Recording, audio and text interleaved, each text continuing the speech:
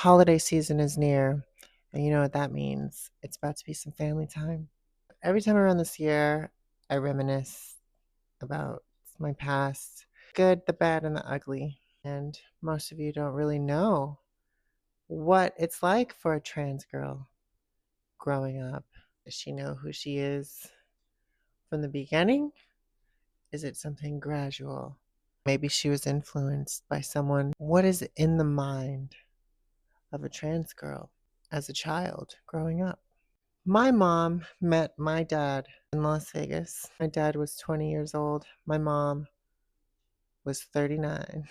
My mom was born premature, and about 10 years before I was born, she was diagnosed with schizophrenia. And so people have kind of always taken advantage of her because she's not as quick on her toes. My mom and my dad met in Las Vegas. They knew each other for 3 months. My mom ends up pregnant. A whole lot of crazy stuff happens in that situation that I'm not going to get into this time. But my mom fought for me in courts. My mom against my dad and his side of the family. And during this time, my dad was facing charges for manslaughter. And so my aunt was actually trying to get custody of me in court. And you, my aunt was a bit well off. She was some high position in AT&T. Apparently, she had condos everywhere in Miami and Hawaii and all over the place, right? My mom wins the custody battle. And shortly after my mom wins the custody battle, we end up in a homeless shelter. Rats used to eat my diapers, eat holes through my diapers. So that would always frustrate her because whenever it would come time to change my diaper, she would go to get a diaper and there'd be holes in them from the rats. And so shortly after the homeless shelter, my mom ends up in a mental hospital and I end up in foster care. So I have a lot of memories in foster care, uh, very terrible memories. I was 2 years old and Um, I remember her name, Alva, was the foster mom's name. Um, and I remember saying that I was hungry to her one time, and she gave me a bag of raw onions with peppers. I remember, and there was one night I had an upset stomach and I wasn't potty trained yet, and I slept on the top bunk. So in the middle of the night, I don't know how I knew to get down the bunk bed and go into the bathroom, but I did, and it was very dark because I couldn't reach the light. I can't believe I remember this. And I made a very big mess in the bathroom. So in the morning, I remember Elva's boyfriend or husband yelling, and they stood everybody in a line. They asked everybody who did who did the mess, and I was too young to talk. In fact, I don't even remember if I even understood what they were saying. I just remember him yelling. And they lined everybody up with our hands out and they paddled our hands with a wooden paddle. And then afterwards, we had to pick a corner to bend over in. So we had to face the corner and then bend over for, I was 2 years old. I don't remember how long it was, but they used to sit there watch TV in the living room while we were doing this. And it was probably for hours. I remember one time all the other kids were either in preschool or school or something, and I was the only one in the house. And the foster parents had an errand to run, so they acted like they were leaving me. And so when I went out to the driveway, they were in it was like a Chevy Silverado, like a SUV, like a a real long SUV type of a car. And they were acting like they were leaving me and they were laughing. I remember their faces laughing and I was crying traumatically. Um, and they were acting like they were leaving me. I remember a man in a red car, real shiny red town car. He used to come pick me up to go see my mom in the mental hospital. So eventually, my mom gets out of the hospital. She gets custody of me, or she gets me back. And now I remember being 4 years old. And my mom, she's a really sweet lady. Um, and she was very affectionate to me a lot of the times. But there's a lot of things that people don't know, that didn't see. And I don't ever want to make my mom look like a bad person because she's not. My mom wasn't really taught correctly because of her conditions. I think probably in her life, people kind of just accepted that she didn't know better. And I think they just accepted that her whole life because I don't think she was in no way, shape, or form in that condition with schizophrenia, being a premature born and being not too quick on her toes and not being literate or tech savvy, or having any experience really in the real world. I don't think she was in really like a good state to raise a kid by herself because she was by herself. There was some physical abuse for sure, at that age, 4 years old, that she will admit to. Um, I remember having welts on my back and trying to run away. I was 4 years old and I tried to run away. And as an adult now, when I think back on that, being as a 4 year old, not ever being exposed to the idea of running away, no one ever taught me that that was even a concept. But for a 4 year old to want to run away, that should say a lot of things, okay? I was sexually abused uh, under her supervision, but she wasn't aware because she wasn't quick on her toes because she's not all the way there. So she was never attentive to me. I was 4 years old outside, riding my bike outside freely. We didn't live in an apartment complex. We actually lived on a street near, pretty close to a main street, but we lived in a condo, and it was just a street traffic and everything. So I had zero supervision outside. I remember one time riding my bike outside and a man up, pulled up to the curb and asked me if I wanted candy. Like that story that they try to scare you with in school actually happened to me because nobody was watching me. And I remember a time when I was crossing the street going to a friend's house, 4 years old, and all I remember is the sound of tires screeching the pavement. And I look, and I was inches from a red truck, 4 years old, and my mom is on the other side of the street, right there, just watching me cross the street. She says to this day that I I I crossed the street without her, but what was she doing? Not not holding my hand, not being right there, not running after me. She was still on the other side, all the way at her door. She didn't even come to the curb. So there was a lot of that, and it's not her being a bad mom. It's just she didn't know how to be a mom, and nobody does. But on top of it, she had all this stuff going on.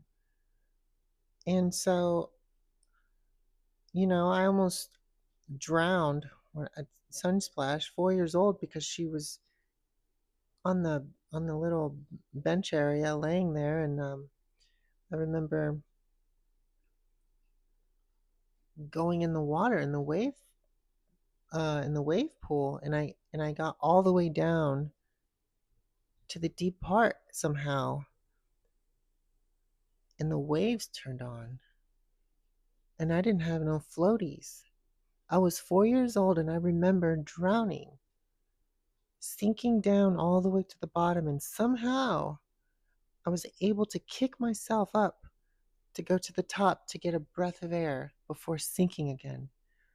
And I don't even know how, but somebody seen me through with all those people there in the waves. Somebody seen me and grabbed me by my wrist and pulled me out of the water. It was a real big, strong buff. Like, he looked like a bodybuilder. And he says, "Where are your parents?" I said, "My mom, she's over there." And he took me to her, and like, "Where are you? Like, where are you, Mom?" Fast forward, if you just have that idea in mind, through the years, I got in trouble all the time in school, with the law, because no one even taught me about sex. No one taught me anything. No one taught me how to be polite. No one taught me table manners. No one taught me about empathy. No one taught me about confidence and striving for your dream, or to use your imagination, or looking through movies or music. Or my mom was about 10, she's about 10% on. Her brain is about 10 everybody's at 100. We're doing things, we're work. She's not able to work. She can't work a real desk. She can't work cash register. So she's about 10% capacity of the rest of us. What we're able to conversate about, talk about, wow, that cloud looks like this. She's not like that. She's very basic. What she ate today, what she is going to do tomorrow, what she has planned for the week, who she talked to on the phone. She's never had a computer. I just bought her first cell phone. So she has zero exposure to life that we know. So, gosh, I got in trouble so much. And here's my perspective is, everybody looked at me like the bad kid, because why aren't you listening? Why are you doing these things? Why did you do that? But nobody taught me right from wrong. Nobody sat down for me. I had an aunt that would come and beat the fuck out of me when I would get in trouble at school. She would come beat the fuck out of me.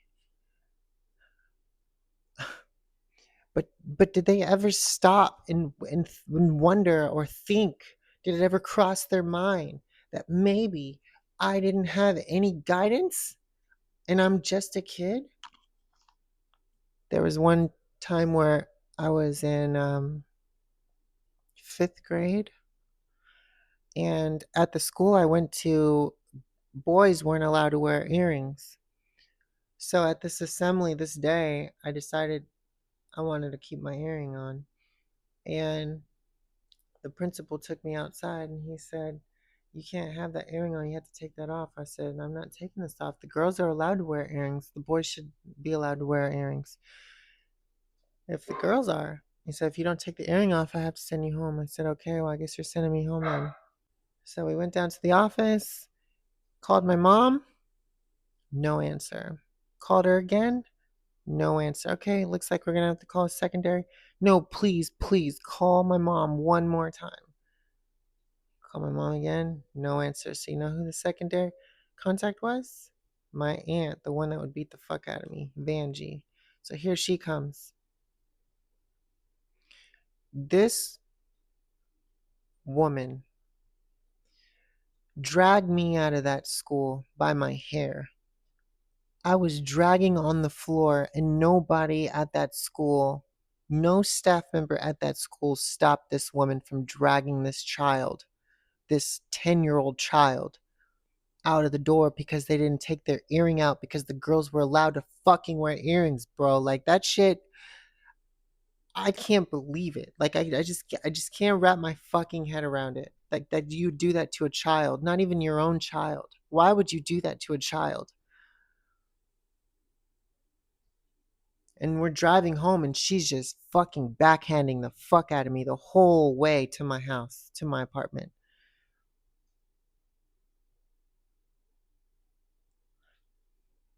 So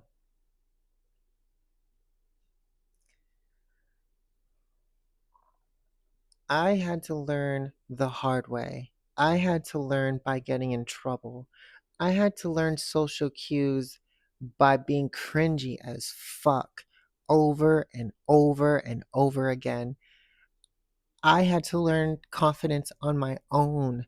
I had to build myself up on my own, okay? My dad never showed up in the picture, but my mom really loves me and I really love her. And we have a really good relationship because I can still look at her with understanding and empathy and compassion and love. I used to fall asleep on her chest when I was a baby in her blue wooden wicker rocking chair. And I slept in the bed with her until, gosh, till I was 8 years old. But I'm not going to sit here and sugarcoat a story when no one has really asked me my side. They've only seen it from the outside. And I was dismissed a lot. It was very, she's sitting with her friends at the table drinking coffee, smoking cigarettes. I have a question. Go in your room. Go play. Can I go outside? No. Why not? Cuz no. So eventually, I did start to rebel and I did start to do what I wanted to do. When I became a teenager and I got in trouble a lot. I started dressing up like this as a kid. Without having a father figure and just having aunts and my mom's friends, which were women, having very little male figures in my life, and always having girlfriends and being around girls all the time. I don't know. I just like product of your environment, I guess. But, I started putting on women's clothes when I was a kid, and I always felt really good in them. And my mom walked in on me one day. I was in the back, couldn't believe it. I was wearing one of her dresses and her bra, and I was taking a while in the bathroom, I guess, and I didn't lock it, I guess. I can't believe I didn't lock it, but she walked in. I was like, Mom. And so I tried to tell her, I was like, Mom, I'm not weird. I was just trying it. I'm not weird though. Because that's like a guy's biggest fear, to be weird, to be a weirdo. And then as time went on, I just had this urge bottling up so much inside me just to represent myself as a woman. And I just felt more natural about it. And so when I did eventually come out as transgender, it was a really big relief. And it was a really big sense of self and not being scared and not worrying about judgment, even though it was a weird thing that even I thought of when I was caught trying on my mom's clothes. Even I thought it was weird. But overcoming that to be myself, even though I know it's weird. That is huge. And a lot of people, I don't think a lot of people will get there, but you can. You really can live your authentic, true self and not worry about the others, the eyes of the others, and the minds of others, because everybody has secrets and everybody has things that they don't want other people to see. And if they were on complete transparency and the spotlight was on them, then what? Then what? So, this is just me putting the spotlight on myself. That part. It's been a journey of teaching my mom. So, what I've accumulated in my wisdom, I've been able to then give her that knowledge and pass that up to my mom because she wasn't able to pass that down to me. And it's been so much work, so much effort, hours and hours every day on the phone, teaching her about empathy, self awareness, teaching her about productivity and um, exercising the mind and social cues and um, taking accountability and not sweeping the past under the rug and facing the truth. I've spent so much time with my mom showing her these things. You know, a lot of people give up on people, especially their parents, people that they really love, because how could you hurt me like that? How could you betray me like that? How could you abandon me like that emotionally? And it's easy to turn away when you've been betrayed. But the thing about love is nothing can stop the bond. Nothing can break the bond of love, of real love. And if you really have love for somebody, then you will try until the very last breath. You will try until there is no more trying left. You will try until your very last heartbeat. And so that's what I did with my mom. I mean, gosh, I had to go to therapy, right? So everything I learned in therapy, being in the group homes and stuff like that as a teenager, I learned a lot. And so I was able to teach my mom so much. And so now she's like so much of a better person. Like sometimes I even wish I had that mom as a kid. But it's just really meaningful that it happened the way that it happened, that we ended up on a good chapter. And she's 70, she's about to be 76 on the 30th here, August 30th. And so, you know, at this point in her life, to be the person who she is today, she made it. In my eyes, I don't care if it's barely made it by an inch, I don't care. She made it. She turned around. My mom was not the mom that I have today when I was a kid. The woman I had as a kid was a very narcissistic, angry, dismissive, belittling. She was very, very loving and affectionate at times. But I would say 20% love and affection there for me. But now things are great. We have the best relationship ever. I still talk to her for hours and hours on the phone. I still teach her things. Like I said, I finally bought her a phone, but no, you know, my dad, he missed out, you know, and that's okay because I understand that too. He was young, like I said, he was only 20 and she was 39. So when I was born, my mom was 40, you know, and she really expected every time she talks about my dad, she talks as though she expected him to be some grown up. with everything together. He was a baby still. He was fresh out of high school, pretty much. So, and they only knew each other for 3 months, baby. He got pregnant. So, you know, it's nobody's fault but yours. You're the one that needed to be responsible. But then again, she had her conditions, right?